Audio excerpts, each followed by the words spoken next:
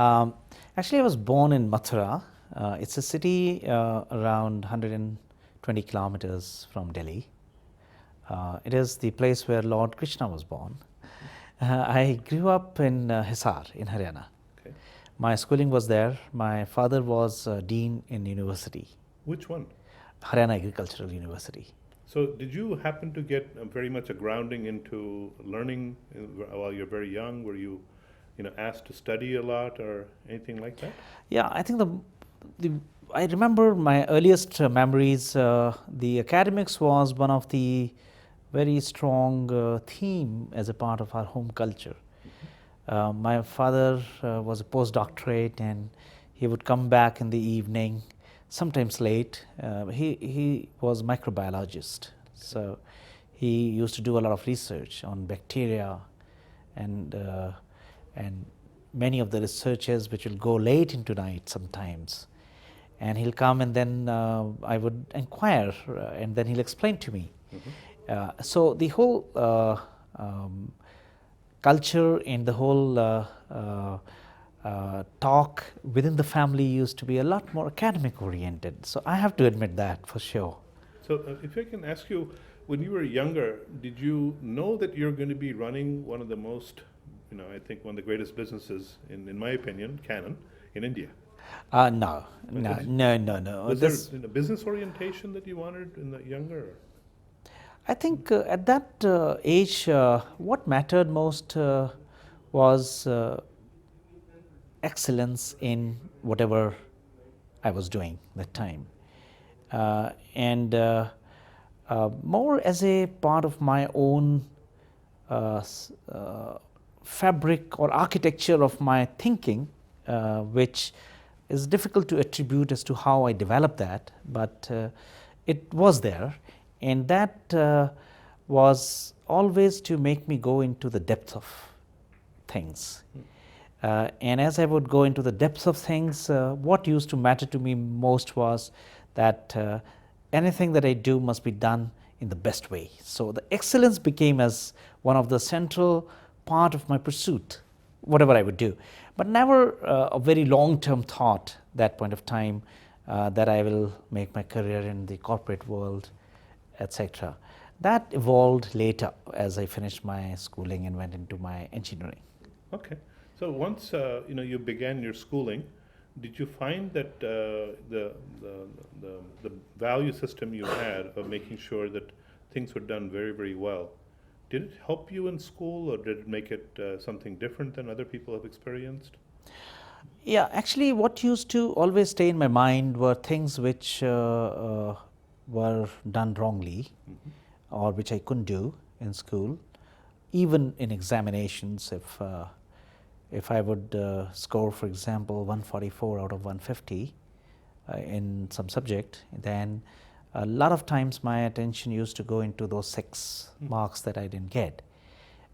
And it was not only just the knowledge that probably for those 6 marks were missing at that point of time when I was appearing for that test, but it was the reason as to why it was missing. So sometimes as I would do that reflection and introspection, the real barrier of that understanding will breach, and I would then realize that maybe it was a lack of understanding of a concept. So that made sure that slowly and gradually but surely, at least the element of perfection gets into all the thought process and every preparation that I would do. Now, to some extent, I still follow that because, as I mentioned to you, it formed very much a part of my fabric. So I often have that tendency. But sometime during the childhood it happened. Did in anything that, for example, any role models that you can think of, including your father and mother and immediate relatives, but are there people that now, if you look back and think about it and said, that person was a very, very good professional, that had the qualities that even at that time? Was there someone like that? Yes, well, right from very young age, Mahatma Gandhi used to be one person that I would always admire, and not because of what he is the most famous for, which is being a father of the nation.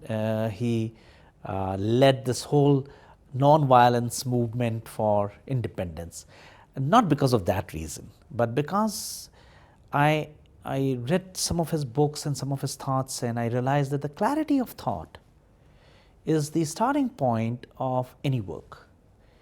Anything that you believe in, anything that you do, if there is a clarity of thought, to an extent that you have answered a lot of whys to it. Why do it? This is the reason, then why that reason?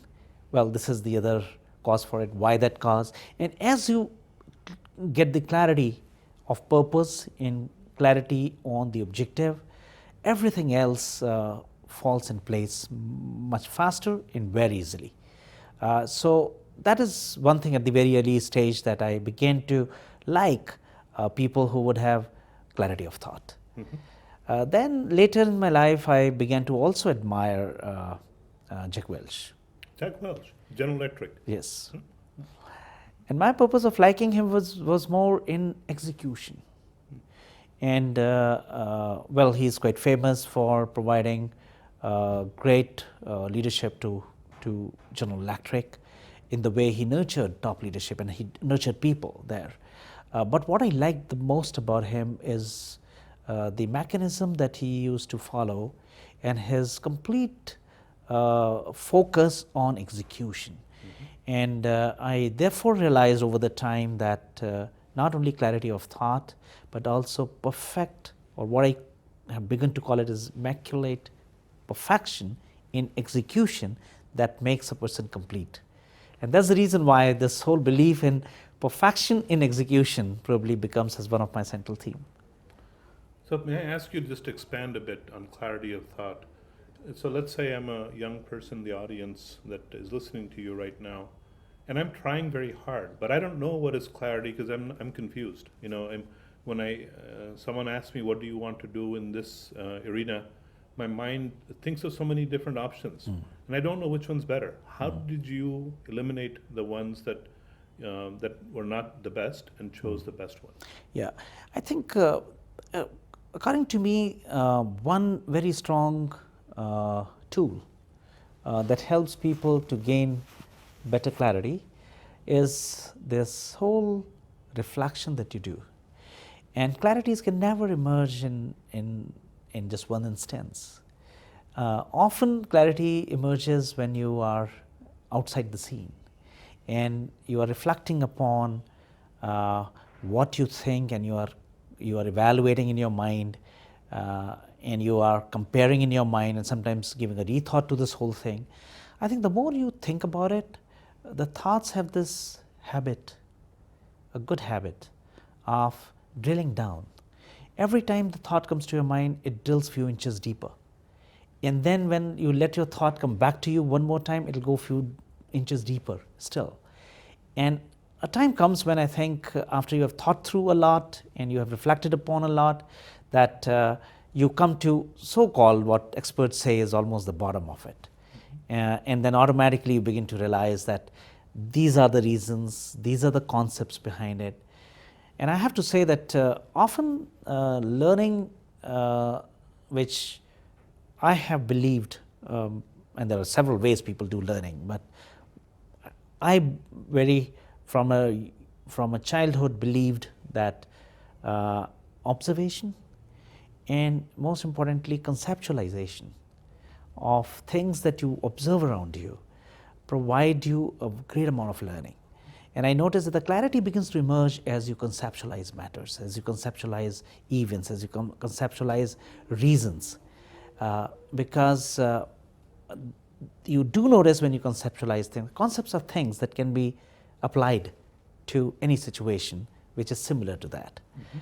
And a concept is a concept which should work through, because if it does not, then it is not a concept. So if you are able to conceptualize things, events, matters, reasons, outcomes, etc., clarity begins to emerge. So that is, I think, what probably helped me. More reflection, a lot of observation, and a lot more conceptualization of things that you observe. So now may I turn to the next one that you mentioned, which is Jack Welch and execution. You know, there are people that want to get things done, at least in this country, if I can think of youth, many of them have told me that there's so much against. You know, there's seems to be not a whole lot of company in people that want to do things. Many people just want to relax. And others that come back and say, look at how things are this bad, why do something? It doesn't matter anyway.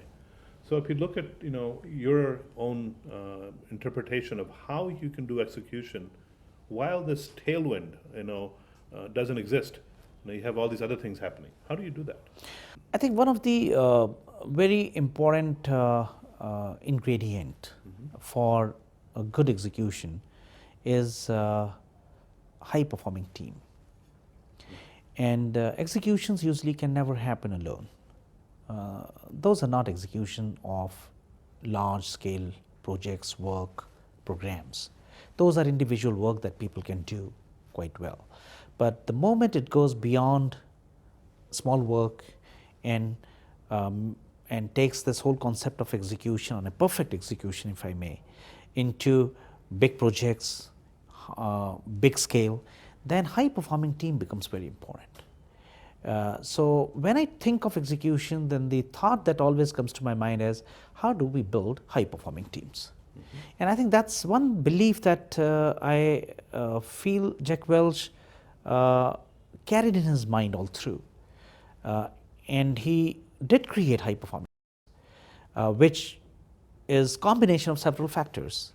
Not only the selection of the right people, and you get the right people on the bus, as they say, but most importantly, how do we keep the interpersonal dynamics of people work very positive and in an encouraging way, and constantly aligned towards producing outcomes.